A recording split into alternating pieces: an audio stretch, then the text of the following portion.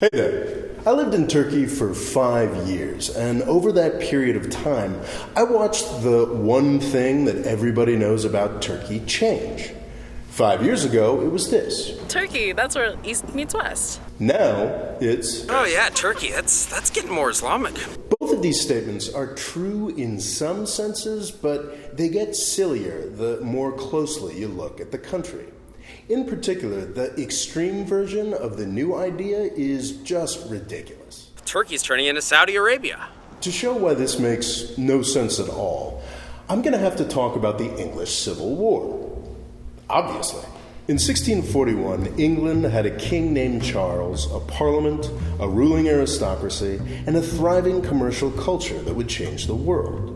In 1660, England had a king named Charles, a parliament, a ruling aristocracy, and a thriving commercial culture that was changing the world. It seems the same, but in fact it was quite different. In 1660, the parliament was much more powerful. It took another 3 decades to really settle it, but this era saw the birth of England's modern political system. Elements of this English system are now present in almost every country in the world. It's what happened between these 2 years that makes me think of Turkey today. What happened in the middle was the English Civil War. A group of religious fanatics far more extreme than Turkey's AK Party today took over the country. Under the leadership of Recep Tayyip Erdogan... Under the leadership of Oliver Cromwell, the new model army rose to power, smashing religious iconography, destroying the old establishment, and taking charge. The parallels between Cromwell and Erdogan are striking, though the English leader was much more extreme. Cromwell started out as a figure that stood up for fire and brimstone Christianity and the people's right to govern themselves. And then he ended up destroying that right, setting up personal authoritarian rule. Sound familiar? But he couldn't change England entirely. Even after the death of the king and the deaths of as many as 200,000 soldiers and civilians, he could not permanently establish his religious utopia. His system didn't outlive him by more than a year or so. What he was bumping up against was English culture and traditions.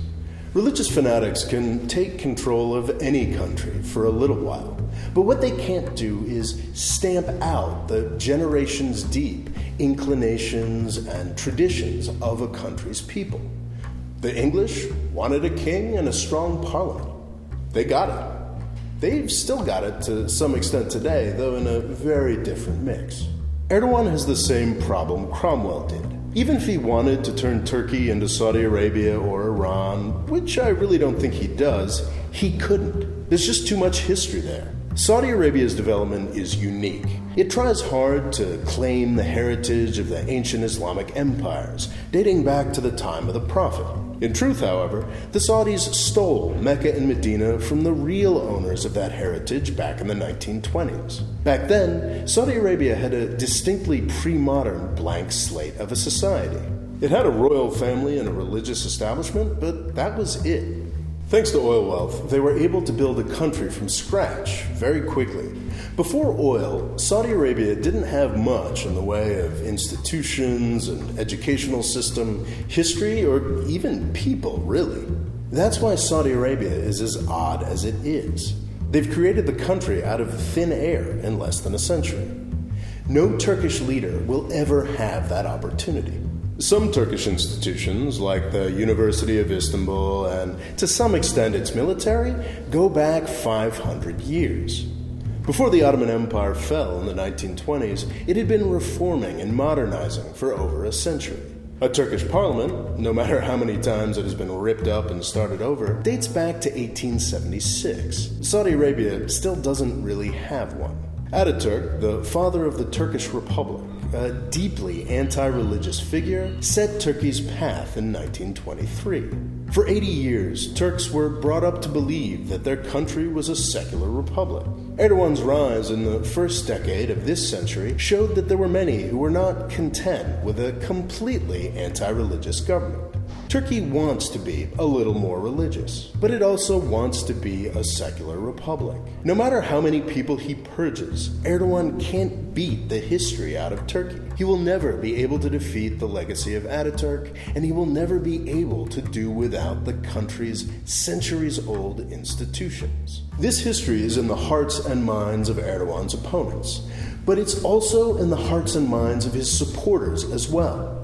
When the Turkish Cromwell finally leaves the stage, a stronger, better Turkey will emerge, just as it did in England all those years ago. Turkey will never be Saudi Arabia. Thanks for watching. Please subscribe. Also, I'm in the middle of a fundraising drive at the moment on my Patreon page. If I can't get my crowdfunding dollars up to U.S. minimum wage by July 15th, 2017, I'm probably going to have to close up shop. I don't want to do that. Want to help me out?